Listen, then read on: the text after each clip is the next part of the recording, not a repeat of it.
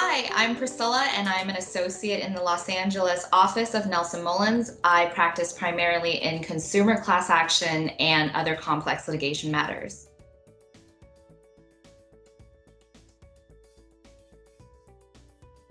It was the summer after my first year of law school, and I came back to stay with my parents for the summer. And during that time, I was working on my submission to compete onto law review. I just remember that by then I was so exhausted and I kept thinking to myself, what if I wasn't good enough? One night, I was on the brink of giving up when my dad came downstairs to grab a glass of water. He asked me what I was doing, and I could hear in my voice and the way that I was describing it to him that this wasn't mandatory, that I was trying to talk myself out of it. My dad, he just grabbed his glass of water and he said, "Why would you give up on something that you've already started?" That stayed with me. And I'm so glad it did because it kept me going. And I not only made it onto law review, but the year after I got to run it as the editor in chief.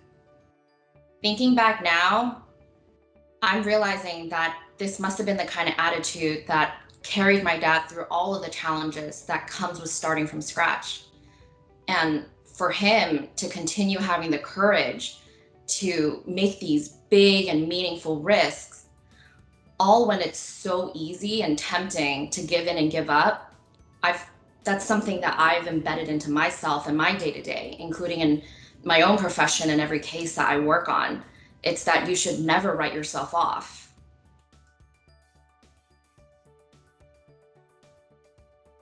I love writing, and I have loved writing for as long as I can remember being able to do it. And by the time I was in college, it felt so natural. And granted, I know that the law seems like a lot of law and order, you're in front of the jury and judge, but it's a lot of this really important behind the scenes work on paper. It's which words should we use? Should we phrase it this way? And just being able to do that on my day to day, it's kind of amazing. And to me, writing is one of the most important parts when it comes to winning cases because words matter, how we use them matter, and what we say matters.